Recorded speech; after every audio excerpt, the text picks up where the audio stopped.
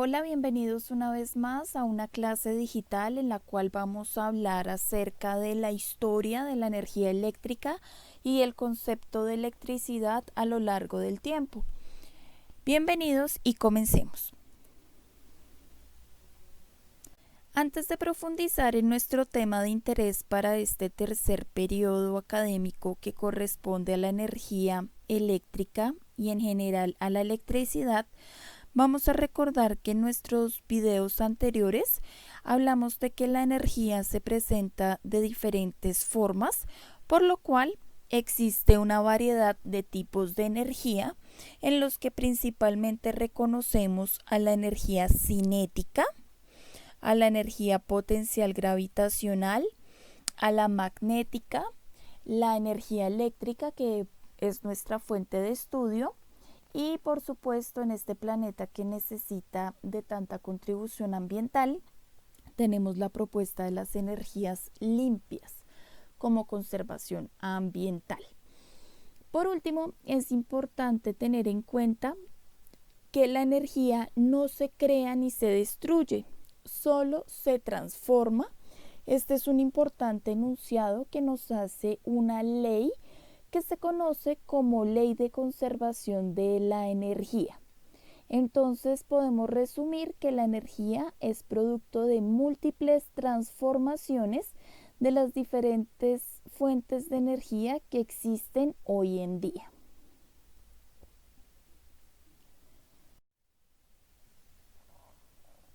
Ahora sí, para profundizar acerca de qué es la energía eléctrica, podemos entonces definirla como el resultado que proporcionan pequeñas partículas conocidas como electrones, y la cual puede viajar a través de un cable. En el caso de la energía eléctrica tenemos como ejemplo natural a los relámpagos, que son una fuente de esta importante energía. Resumiendo entonces, ¿qué es la energía eléctrica? Podemos decir que es el resultado del movimiento que tienen los electrones, que son componentes del átomo y que tienen carga negativa, y los cuales necesitan de un conductor para poder transmitir la energía de un lugar a otro.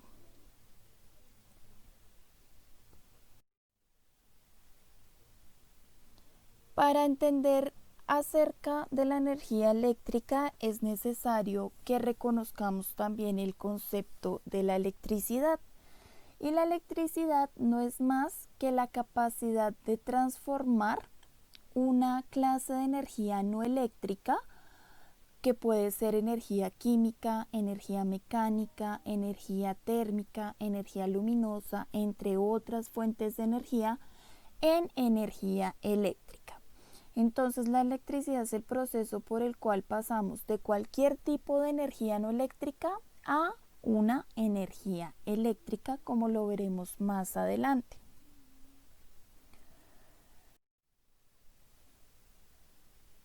Hoy en día la mayoría de las empresas y grandes industrias hacen uso de la energía eléctrica.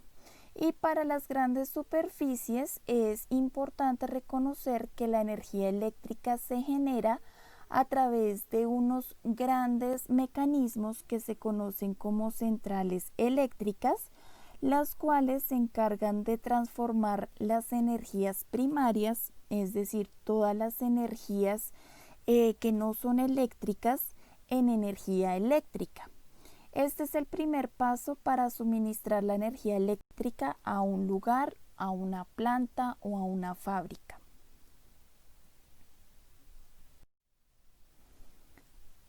Sin embargo, la energía eléctrica hoy en día, como la conocemos, ha tenido una evolución a lo largo del tiempo. Entonces vamos a hacer un pequeño recorrido de cómo fueron los principales avances que se hicieron a lo largo del tiempo y los principales personajes que nos permitieron construir lo que hoy en día conocemos como energía eléctrica. Los primeros fueron los griegos, quienes reconocen el concepto de electricidad. Para eso hicieron experimentos con una resina, una sustancia natural que se llama ámbar, el cual frotaban durante algún tiempo para cargarlo de energía, y una vez que el ámbar quedaba, digamos, cargado de energía, entonces se acercaba a pequeñas partículas de papel, tela o plumas, y estas eran atraídas hacia el ámbar, como lo vemos en esta imagen de acá. Entonces el ámbar iba a ser esta pequeña circunferencia hecha en material de resina fósil, que al frotarlo pues iba a quedar cargado y a él se iban a pegar pequeñas partículas de otros elementos. Quien hizo los principales estudios de la energía eléctrica y estos experimentos fue un filósofo muy importante conocido como Tales de Mileto.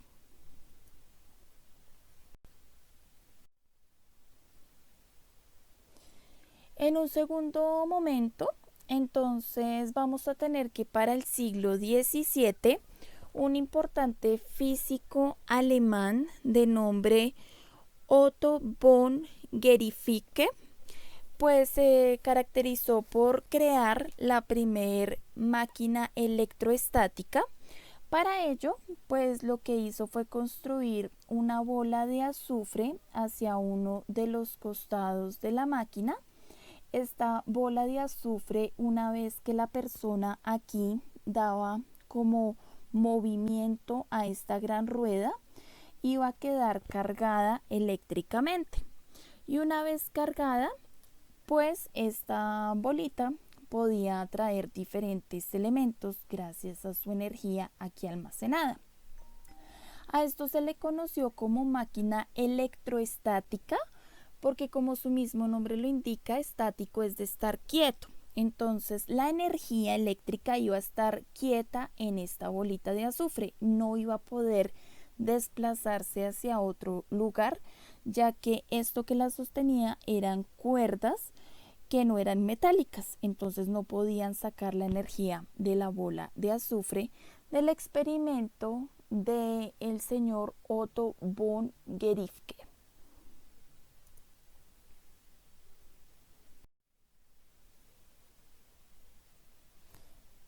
Otro de los avances muy importantes, además de el ámbar y el experimento de Otto von Guericke, corresponde a Stephen Gray, el cual reconoció por primera vez un importante concepto conocido como el fluido eléctrico.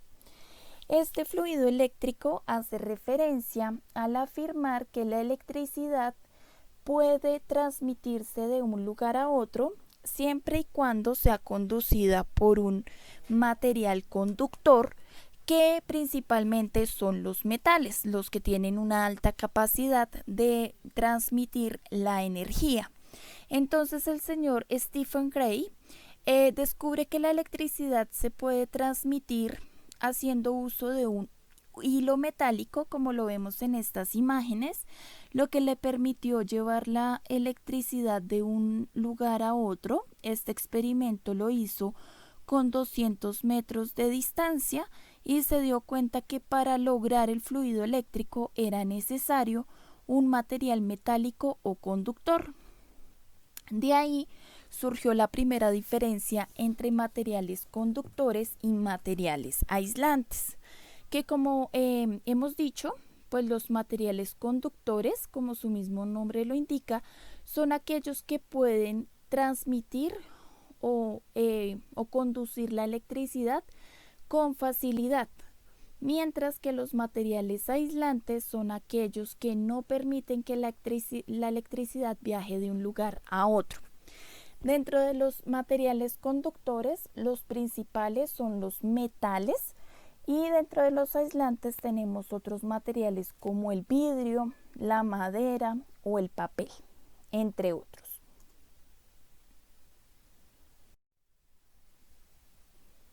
Posterior a los anteriores experimentos, entonces tenemos al científico Charles Dufay, que profundizó en los tipos de electricidad. Para ello, pues realizó estudios con diferentes materiales. Entonces utilizó materiales hechos a base de cristales y otros materiales hechos a partir de resinas.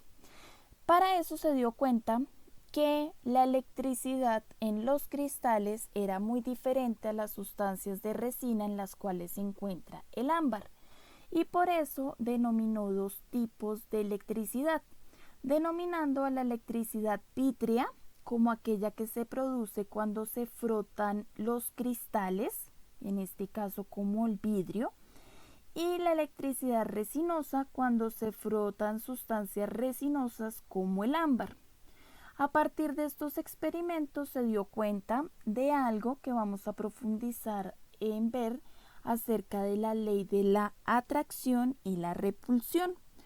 Pues Charles Dufay se dio cuenta que los cuerpos, cuando eran ambos de vidrio o cristales, es decir, cuando ambos cuerpos tenían electricidad vítrea, como vemos en este dibujo, pues no se tendían a atraer, sino que existía un proceso de repulsión, es decir, se separaban. Mientras que cuando se unían o se colocaban en contacto cuerpos con diferente electricidad, es decir, con electricidad vítrea, un cuerpo hecho a partir de cristales, y otro cuerpo con electricidad resinosa, es decir, hecho a partir de resinas, ellos se iban a atraer. Por lo cual, Charles Dufay afirmó lo siguiente, que la atracción en la electricidad era posible cuando se colocaban en contacto cuerpos diferentes, es decir, uno vítreo con otro resinoso, es decir, una vara de vidrio con el ámbar. Sin embargo, había repulsión cuando los dos objetos tenían la misma electricidad. Entonces iba a haber repulsión si ambos cuerpos tenían cristales o si ambos cuerpos estaban hechos de sustancias resinosas. Por otra parte, él estimó que la electricidad era neutra cuando había igual de cantidad entre la electricidad vítrea y la electricidad resinosa.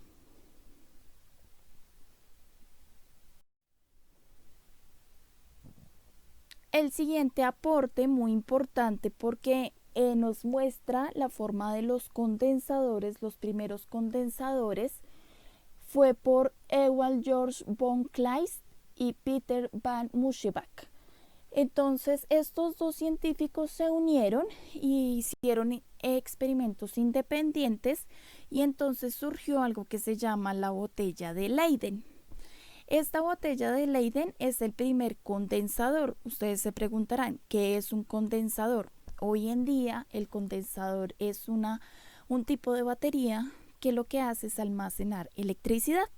Entonces estos dos personajes, Kleist y Muschebach, crean el primer condensador artesanal llamado la botella de Leyden, cuyo objetivo era almacenar cargas eléctricas en su interior.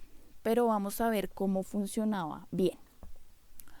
Resulta que primero inició con Ewald Georg von Kleist, el cual creó una botella, cogió una botella de vidrio y lo que hizo fue colocarle un tipo de puntilla en su interior.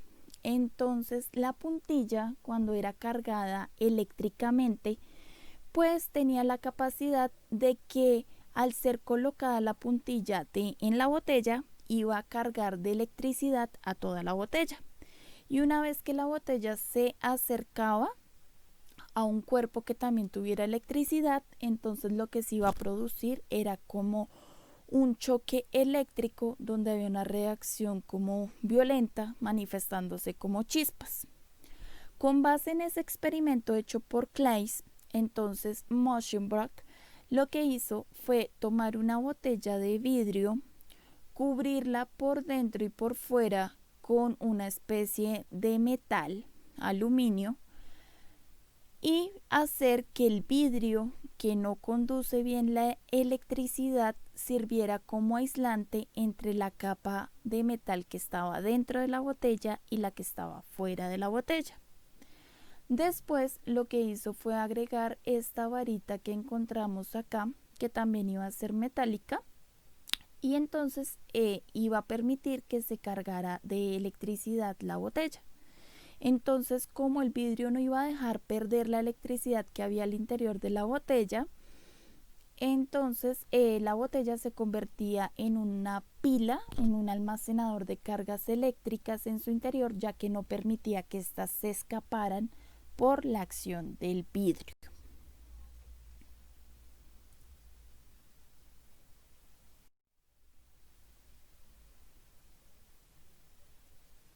Después de eso surgió un importante científico conocido como Benjamin Franklin, en donde él afirmó que el fluido eléctrico solo podía reconocerse en la electricidad vítrea, es decir, que solo los materiales que iban a estar compuestos por cristales iban a poder conducir la energía.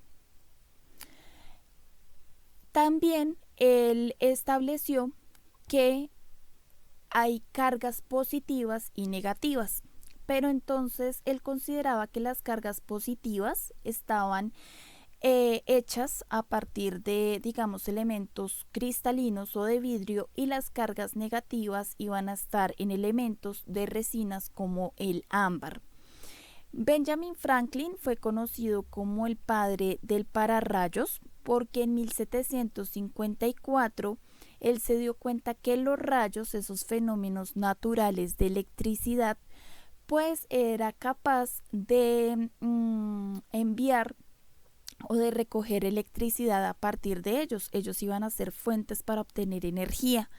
Entonces lo que hizo fue, a partir de una cometa, como lo vemos acá, tratar de enviarlas hacia las nubes que tenían una gran tormenta para así extraer de ellas la electricidad. Sin duda, pues una práctica muy peligrosa para la vida de Benjamin Franklin, pero fueron de sus principales aportes.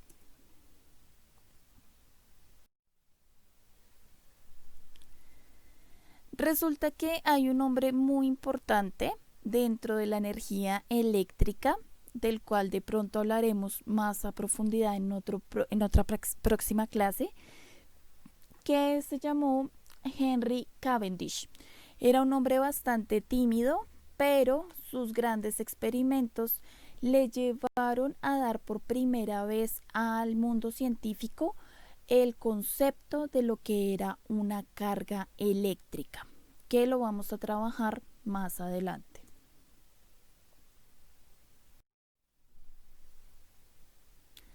Otro importante científico a lo largo del tiempo fue Charles Coulomb.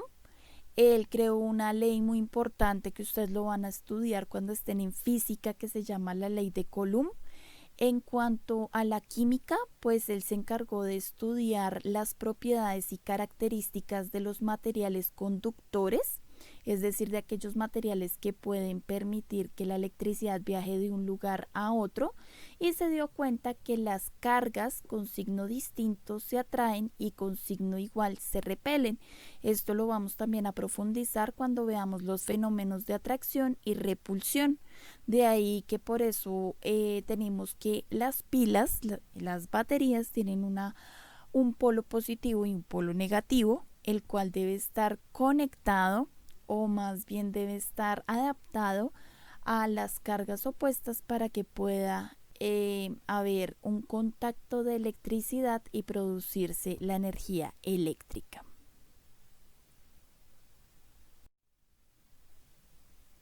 Luego tenemos a Luigi Galvani y Alessandro Volta. Luigi Galvani fue un médico y él encontró que la corriente eléctrica era continua, es decir, que podía transmitirse de un lugar a otro. Él hizo un importante experimento. Como él era médico, pues se practicaba en la época con las ancas de rana. Entonces él hizo un interesante experimento donde cogió unos alambres de, de metal, y lo que hizo fue conectarlos como hacia las ancas de la rana, ¿sí? Ya una rana muerta, para ver cómo se comportaba la electricidad. Allí se dio cuenta de que la electricidad que viajaba por el cable metálico no solo afectaba al cable, sino que al estar conectado en las diferentes partes de las ancas de la rana, le generaba también a esas partes de las ancas un movimiento. Entonces se dio cuenta que la corriente eléctrica era continua, es decir, no se detenía. Iba a pasar de este extremo del cable al siguiente extremo, pero iba a pasar también por las ancas de la rana para volver a repetirse en forma cíclica.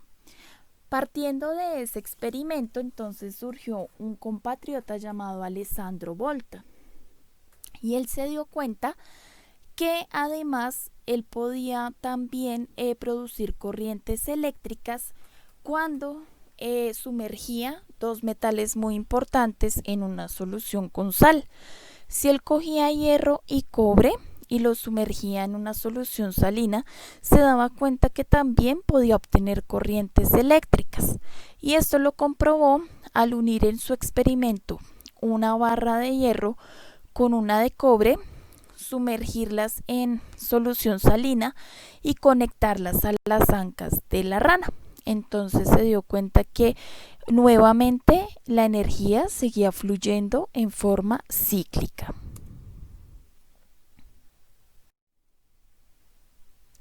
Por último, pues está George Simon Hume.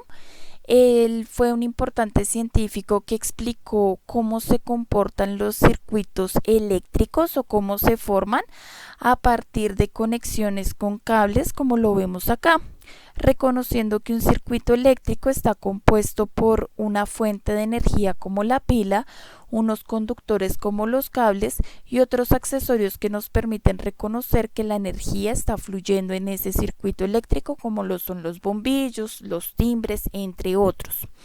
De este concepto de las cargas de los circuitos eléctricos profundizaremos más adelante.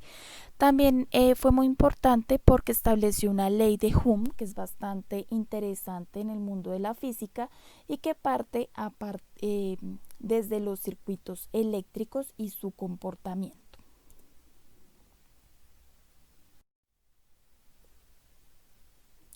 Hasta aquí pues todo el desarrollo de la historia a lo largo del tiempo y los conceptos básicos de la energía eléctrica y la electricidad. Espero que les haya gustado los diferentes experimentos que establecieron los científicos a lo largo del tiempo para estudiar este maravilloso mundo de la física desde la energía eléctrica. Por último, las recomendaciones: tomar nota del video de clase, repasar constantemente los temas vistos hasta el momento, ya que puede haber un quiz sorpresa, y realizar el taller en las fechas establecidas. No siendo más, nos vemos en una próxima sesión. Que tengan un excelente día.